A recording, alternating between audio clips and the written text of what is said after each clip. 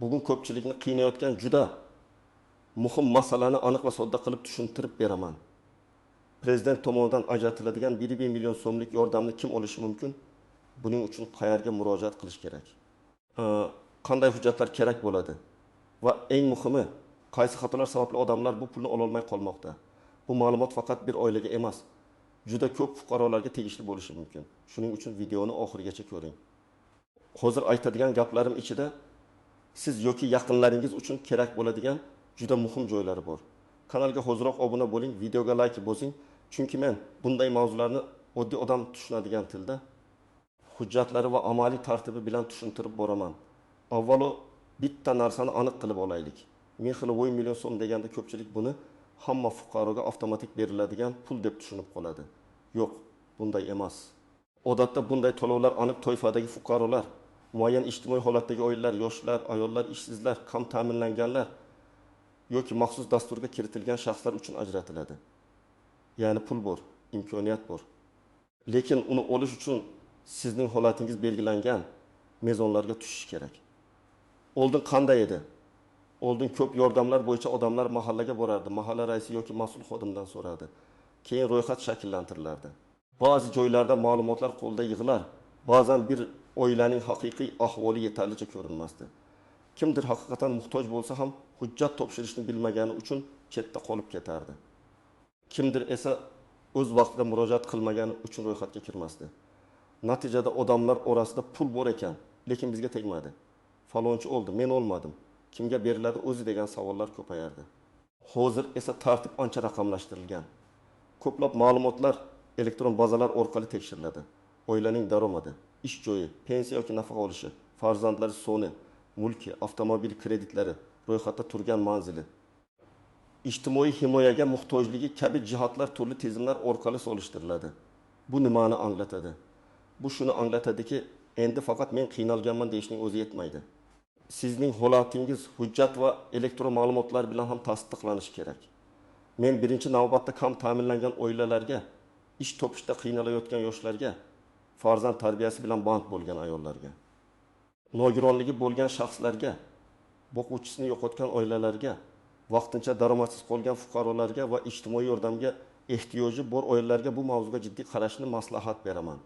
Chunki 5 million so'm kichik ko'rinishi mumkin, lekin ayrim oilalar uchun bu bir oylik oziq-ovqat, bolalarning maktab xarajatlari, davolanish uchun dori, kommunal to'lov yoki kichik biznes boshlash uchun dastlabki yordam bo'lishi mumkin.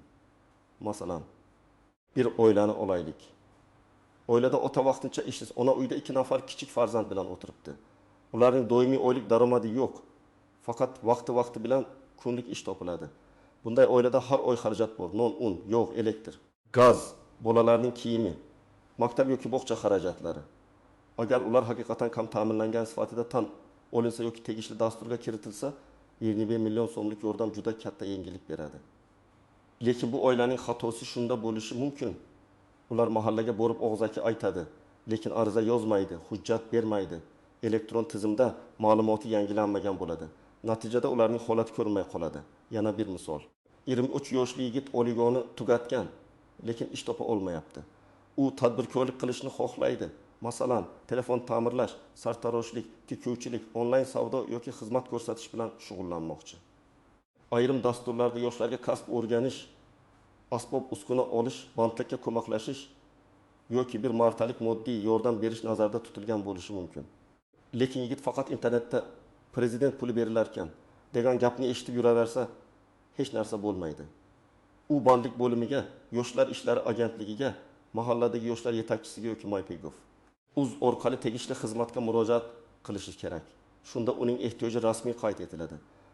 Yana bir real holat: ayol kishi ajrashgan, 2 farzandi bor, aliment muntazam kelmaydi. Rasmiy ish joyi yo'q, lekin uyda tikuvchilik qiladi.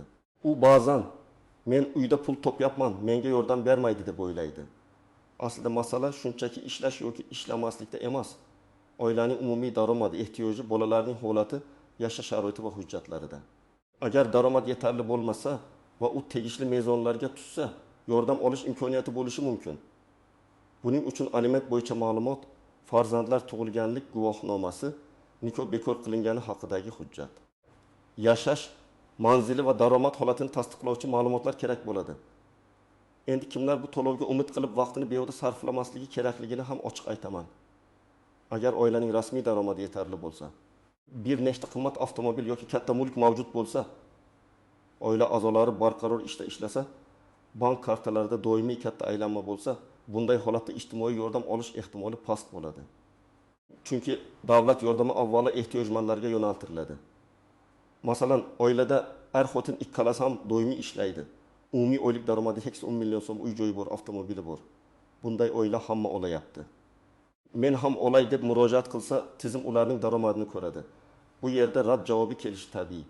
Yordam pulining maqsadi hammani teng pul bilan ta'minlash emas, balki og'ir ahvoldagi oilani qo'llab-quvvatlashdir. Yana bir misol. Odam rasmiy ishsiz ko'rinadi. Lekin nomida katta savdo obyekti, avtomobil yoki bir nechta ko'chmas mulk bor. U men ishlamayman desa ham elektron bazalarda mo'l mulk chiqib keladi. Shuning uchun bugungi kunda yashirincha ma'lumot berish, ayrim narsalarni aytmaslik, balki bilishmas deb o'ylash to'g'ri emas. Aksincha, noto'g'ri ma'lumot bersangiz, arizangiz rad etilishi, keyingi murojaatlaringizda ham ishonch pasayishi mumkin. Asosiy o'zgarish shundaki, yordam olish jarayoni ko'proq shaffoflashdi va hujjatlarga bog'landi. Oldin ayrim odamlar tanish orqali kimnidir iltimos qilib navbatga kirishga harakat qilgan bo'lsa, hozir bunday yo'l tobora qiyinlashmoqda. Chunki ma'lumotlar yagona bazalarda tekshiriladi.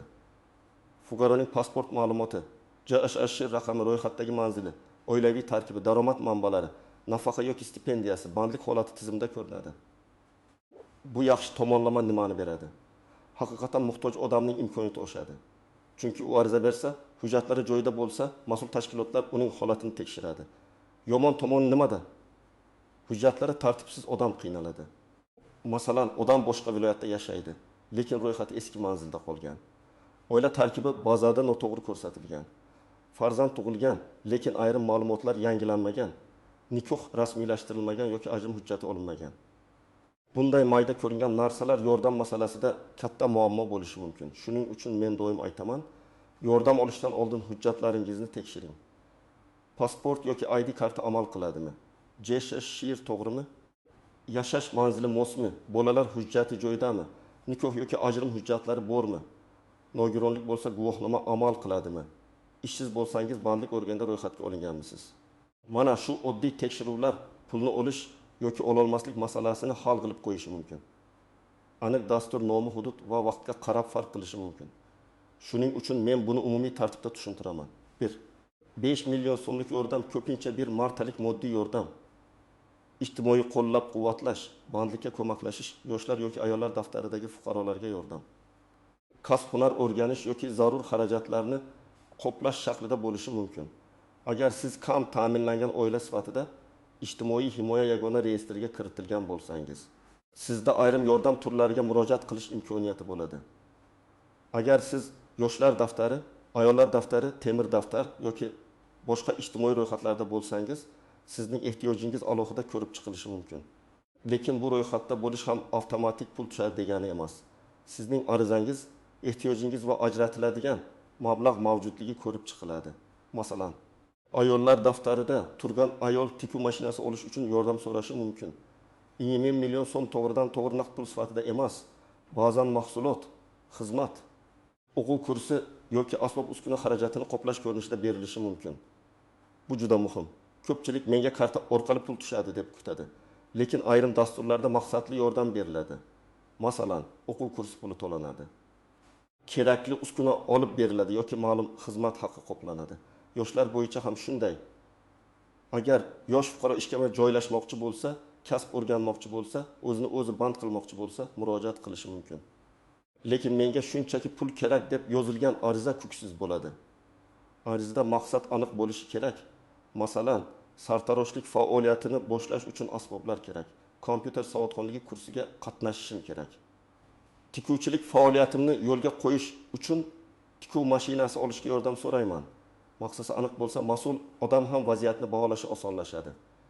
Endi ko'pchilik bilmaydigan nozik joylarga o'tamiz. Birinchi nozik jihat. Bir oiladan bir nechta odam murojaat qilsa ham yordam har biriga alohida berilmasligi mumkin. Chunki ko'p hollarda oila bir birlik sifatida baholanadi. Masalan, ota, ona va voyaga yetgan farzand bitta manzilda ro'yxatda turibdi. Ularning har biri alohida ariza bersa, tizim bitta oilaviy holatni ko'radi. Shuning uchun kim nomidan murojaat qilish maqsadga muvofiqligini oldindan o'ylash kerak. Ikkinchi nozik jihat, rasmiy daromad yo'q bo'lsa ham karta aylanmalari va boshqa belgilar savol tug'dirishi mumkin. Masalan, odam ishsizman deydi, lekin kartasiga har oy 5-6 million so'm tushadi. Bu pul qarindoshidan kelgan bo'lishi mumkin, savdodan bo'lishi mumkin, qarz bo'lishi mumkin. Lekin tizim uchun bu baribir moliyaviy harakat. Shuning uchun kerak bo'lsa, pul kelib tushish sababini tushuntirishga tayyor bo'ling. Uchinchi nozik jihat, manzil muammosi. Ko'p odam Toshkentda yoki boshqa shaharda yashaydi, lekin ro'yxati viloyatda. Murojaat qayerda ko'rib chiqiladi? Odatda rasmiy ro'yxatdagi yoki doimiy yashash joyidagi mahalla va tashkilotlar asosiy rol o'ynaydi. Agar siz boshqa joyda yashayotgan bo'lsangiz, vaqtincha ro'yxat, ijara shartnomasi yoki haqiqiy yashash holatini tasdiqlovchi ma'lumot kerak bo'lishi mumkin. Bu masalani e'tiborsiz qoldirmang. To'rtinchi nozik jihat, yordam rad etilsa, bu oxirgi qaror degani emas. Siz rad javobining sababini bilishga haqlisiz. Sizga berilmaydi degan umumiy gap yetarli emas. Sabab nima? Daromad yuqorimi, hujjat yetishmayaptimi, ro'yxatga kiritilmagansizmi, dastur muddati tugaganmi? Mablag' ajratilmaganmi? Ma'lumot bazada noto'g'rimi? Sababni bilsangiz, muammoni tuzatasiz. Hujjat yetishmasa olib kelasiz. Manzil noto'g'ri bo'lsa yangilaysiz. Daromad bo'yicha xato bo'lsa izoh berasiz.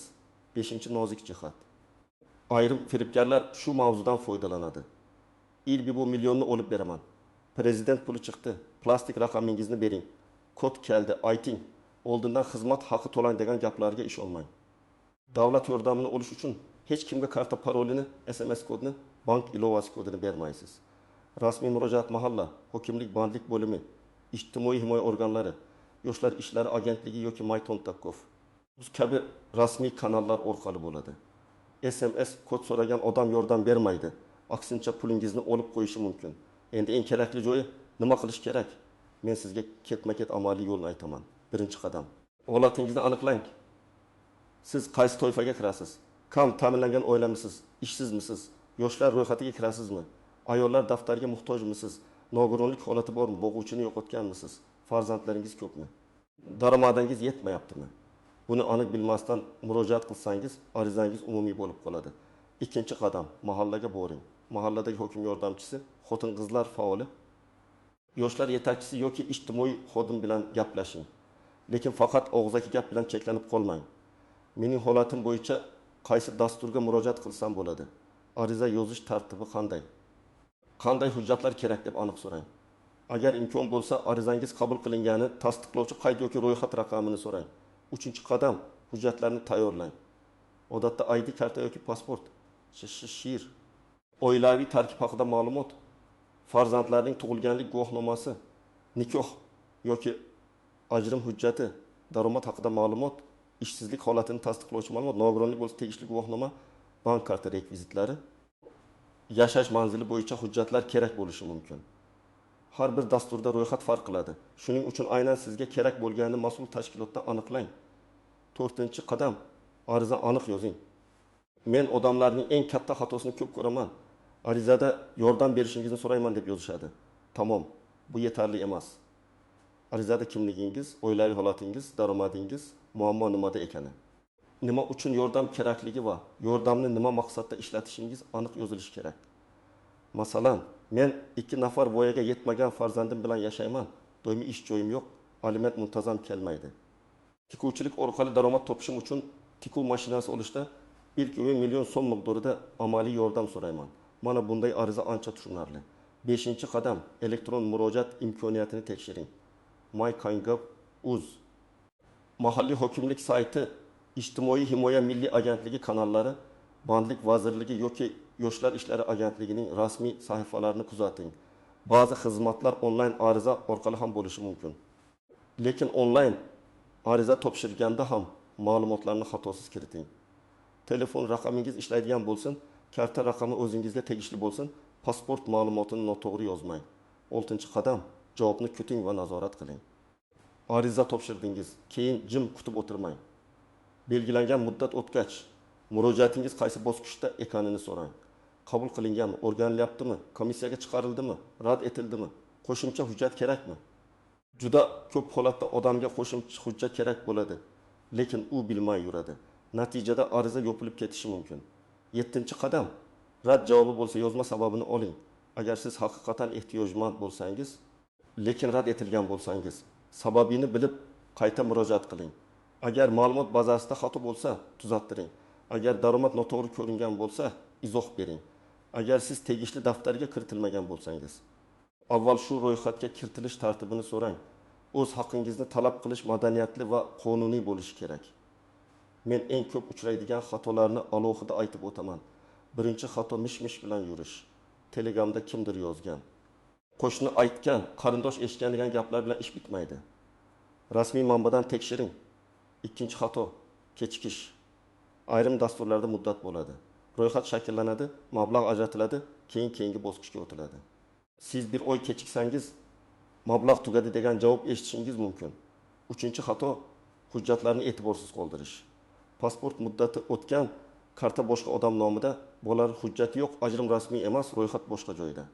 Bularning hammasi yordam olishga to'sqinlik qiladi. 4-xato, noto'g'ri ma'lumot berish. Daromadim yo'q deb yozib, aslida rasmiy daromad bo'lsa, bu baribir chiqadi. Noto'g'ri ma'lumot sizga yordam bermaydi. Aksincha ishingizni qiyinlashtiradi. 5-xato, hammani ayblab o'zi harakat qilmaslik.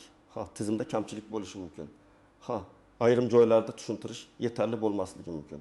Lekin siz o'zingiz ham ariza yozishingiz, hujjat topshirishingiz, javob so'rashingiz kerak bo'lsa, qayta murojaat qilishingiz kerak.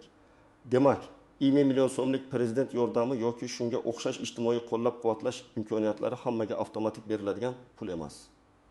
Bu avvalo ehtiyojmand, hujjatlari asoslangan, tegishli mezonlarga tushadigan fuqarolar uchun ajratiladigan yordamdir.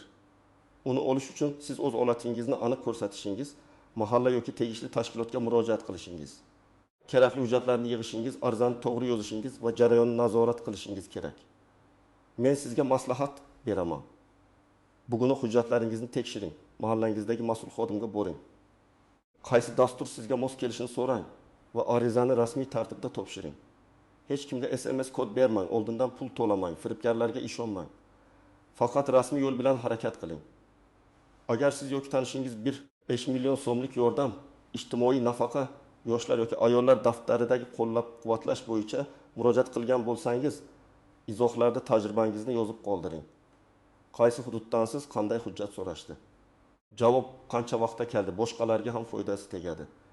Videoga like bosing, kanalga obuna bo'ling, chunki keyingi videolarda ham pul, nafaqa, subsidiya, kredit, bandlik va davlat yordamlari bo'yicha eng kerakli ma'lumotlarni sodda tilda tushuntirib beraman.